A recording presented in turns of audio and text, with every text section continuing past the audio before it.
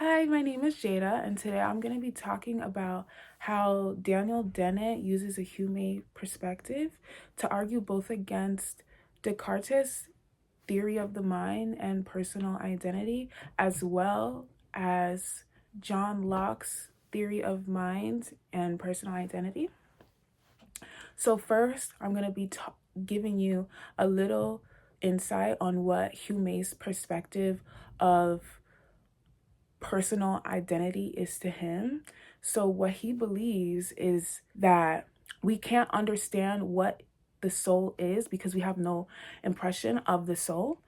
So, therefore, when we make all these speculations about what the soul is, how the soul may be, or anything regarding the soul, it doesn't matter because he believes that we can't even argue what the soul is. So, how can we argue its functions and argue what it looks like? We have no impression of it.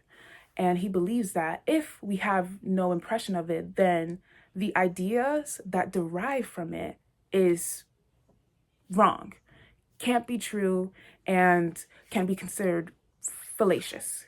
He believes that identity lies in sameness of an object or being.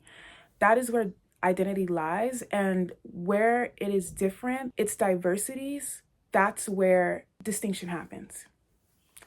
So that's how you distinguish one person from another, is from its differences. John Locke's definition of identity seems to not be too different from it. He believes that identity also lies in sameness. However, John Locke believes that identity consists of being conscious and consciousness. He believes that you need to be consciously aware that you are of a thinking thing and you are a being in order to be considered a person or to have an identity. However, that thought obviously goes against to what Daniel Dennett's experience is like.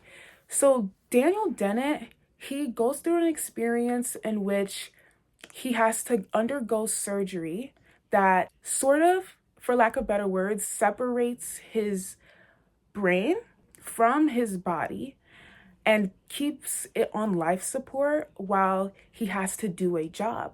So physically, his brain and body is separate. However, he still has the same mind. He's still thinking the same thing. He has not changed. The only thing that has changed was the placement of his brain. Now let's get into how Daniel Dennett uses a Hume's perspective to go against what John Locke's definition of identity is, or what John Locke's believes. So Daniel Dennett's, towards the end of the reading, you can see that his mind sort of gets split into two. So because now that he has two brains, one real one and one artificial, he can still switch between these two brains. However, when he switches between the two brains, because its receptive state is receiving things differently, even though the same information is the same, because there is now difference, there is a sort of new identity. So that makes his one brain, even though his new brain, which is the computer artificial brain, is a literal copy of his original brain, now he has two different identities because its receptive state is receiving things differently. Now, one brain was not conscious of the other brain. Which brain that is, it never tells. But one brain is not conscious of the other brain. So this proves that identity does not consist of consciousness. Otherwise, both brains would not only be conscious of themselves as thinking things, but they would be conscious of each other as different thinking things. But however, one brain is not conscious of this while the other is. So that very idea goes against what Locke is saying about consciousness lies in identity. Another reason why I say that is because Locke believes consciousness accompanies thinking. If you are thinking, then you are conscious of your thinking. But Daniel Dennet's story makes it complicated because though the brain is conscious of their thinking, they're not conscious of the other brain's thinking. However, it is the same copy of the original brain. It's the same brain. The only difference is one is artificial and one is not. With this belief, Locke also believes that personal identity is considered an immaterial spirit, and he follows along with that if it is changed, then you shall lose it. However, it is seen in Daniel's experience that that is not the case. When the two different identities come from the same sort of body, let's say, it's the same body, but two different minds and two different brains. But it is the same brain. It has the same functions, but it just structurally looks different. Obviously, with two different minds, that's two different personalities. They still might be considered immaterial spirits, but now personality is changed. The personality is changed, and Daniel accounts that, like, even though he may have responded similarly when one brain was on and the other brain was off, he reports that even though it was similar, it wasn't the same. And even the one brain would perform actions that his other brain wouldn't completely approve of. But both personalities were kept. Not even one personality left. Not even one personality lost. Instead, it didn't get lost, but it got doubled into two different beings. So maybe I shouldn't say the word double, but it got split. Locke specifically states having the same immaterial spirit, such as the mind, but two different persons is impossible because consciousness is needed. Not just consciousness of anything, but consciousness of your present and your past actions. Locke is stating a lot of things, but it's not derived from good impressions because he has none. There is no impression of an immaterial spirit. So how can you sit here and speculate and think that, oh, consciousness is needed, this is needed, that is needed, when you don't even know what is actually is? The self clearly does not just only depend on consciousness, as John states, but it also depends on a substance. You need the mind and the body. And Daniel shows that there needs to be a combination to make a person. The mind and the body cannot be separated. Locke believes whether a spiritual substance like the mind be separate or unified, it doesn't matter because it will not affect personal identity, which is the fact that Daniel argues through his experience of the said split brain. Now, Hume believes that beings can exist and be nowhere. Locke clearly does not believe that. He believes that you need to exist in a time and space, and that's where existence happens. But Hume believes that objects may exist and be nowhere. And clearly, Dennet reinforces this belief in his experiences. He reports that at the time where he went blind, he went deaf, he went limp, all he could think was his thoughts. He can for sure say that he was a thinking thing, but he did not feel connected to his body anymore. All that he was sure about was his thoughts. But then he fell asleep. When he awoken, he was in a different body, but he had the same mind. And that was only because his original brain was copied into a machine and then connected to a new body, which allowed him to persist and exist. But in that time frame that he didn't feel connected to his body, he was nowhere. In a way, he was nowhere. Even though it could be said to report that his body, or as I could say Hamlet, that's what he referred to as his original body. In his body, it was underground in Tulsa, Oklahoma, but his mind and his thoughts were not there. He reports that he did not feel connected to his body. So how can he say that he was there? He still existed. His thoughts still existed. His mind still existed. But his body, in a way, did not exist to him because he did not feel a connection to it. And another fact to attest to this is that he was able to get a different body. He was able to be in that body, not be in that body, and then be in a different body. Now I'm going to be going into Descartes to give you a little insight on what Descartes believed in personal identity. Is he was a dualist. So he believed in the mind / the soul and the body. However, he believed that these two were fundamentally distinct from each other. They are separate. One of the only things that Descartes can only be sure of is thought. And that is how he came up with his famous words, "I think, therefore I am." That came from the ideas that I believe that I am a thinking substance, and I know that I'm a thinking substance because I can think that I am a thinking substance. And for that very fact, I am a thinking substance. So in other words, he believes that thought is the one thing that cannot be separated from a person. Now, how does Dennet use a Hume perspective to go against this idea? How can Descartes come up with this idea in the first place? He had no impression of what the mind / the soul is. So how can you assume that it is separate from the body?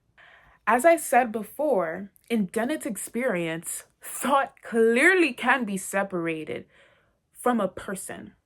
Now, maybe the meaning of separation is changed into divided, but when you really look at it closely, it also is separated. His two brains, which are now two minds, have now produced two different actions, as he states before. One would do certain things, perform certain activities that the other wouldn't fully approve of. And if you are producing different actions, then that means you are having different thoughts. For action comes from thought. So, because that there were differences in these two minds' actions, once you see a difference, that separates their identities, meaning separating their thoughts from a person. Because now there's only one body, which is Daniel Dennet's new body, and there's two brains now, along with two minds, along with the two brains. One, computer, artificial. Two, real, original. There is no body for that second brain, whether it be the original brain or the artificial one. There is only one body, and that is that new body. So this shows that not only can thought be separated from a person, but it can be divided. Hume believes that the self just consists of a bunch of perceptions, right? A bunch of impressions that you get, and then ideas that you derive from those impressions. When you think of yourself and you think your thoughts, you're not getting closer to understanding your own mind. You're just understanding that you exist.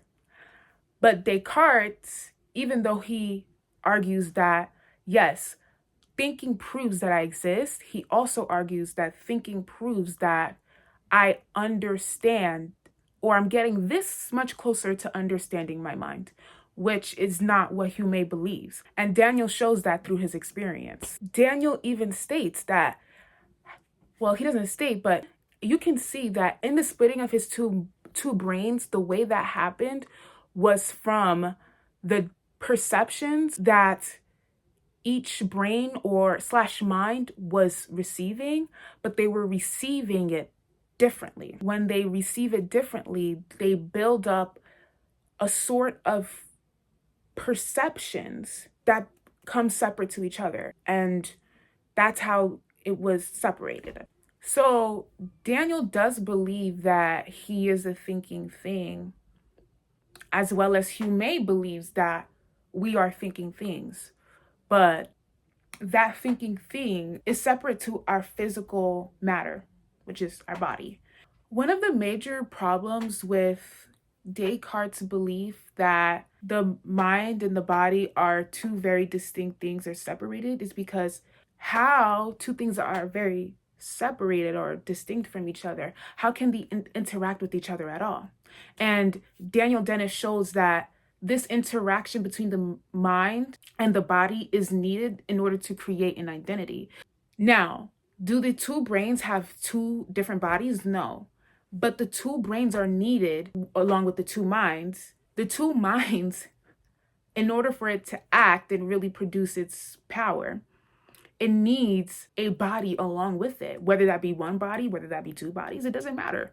It needs a body along with it. Now, I know early on I said that there was a stage where in Dennet's experience where he wasn't really truly connected to his original body, and before he was able to go into his new body, he was in a state of having no body at all. The reason why I put air quotations, because again, you can say that physically his body was underground, but there was no mind to it. So, and he wasn't connected to his body. He went blind, he went limp, he had no sensations. So how could he possibly say that he had a body? You need sensations, you need impressions on these sensations to create ideas, which then creates identities. Well, at least in its variance, in its difference, starts to create identities, or two different identities in his matter. Even though Descartes does believe that the mind and the body is separate, he does believe that the mind is one unified whole, and the body can be divided into parts. But in Dennet's experience, the mind clearly cannot be one unified whole because it got put into two. So this shows that not only the body can be divided into parts, but the mind can be divided into parts, making two different minds. And this is exactly why Hume tries to argue, why are we doing these speculations? Why are we going into the workings of the soul and the mind if we don't even exactly know what it consists of? We don't have an impression of it. So any idea that we get to it is going to be false, is going to be denied, there's going to be contradictions. And you can see it in both Locke's idea of personal identity and Descartes' idea in personal identity. These two people, when they were writing their thinkings out, I'm sure they felt very strongly about what they think, but that's also what Hume argues. Our moral judgments are decided upon sentiment rather than reason. Just because we feel that the mind and body is separated does not mean that's the actual case. Just because we feel that consciousness is what consists of personal identity does not mean that's the case. And that is all Hume's point. If we get a bad impression, a bad output is going to be produced. If we get a good impression, a good outcome will be produced. Good ideas will be produced. That concludes on how I believe that Daniel Dennet's mind-boggling experience I don't know, I think you used the word mind-boggling, but that's how Daniel Dennet's mind-boggling experience argued both against Descartes' theory of the mind or theory of personal identity and John Locke's theory of mind and theory of personal identity using a Hume's perspective. Thank you for your time. You have a good night.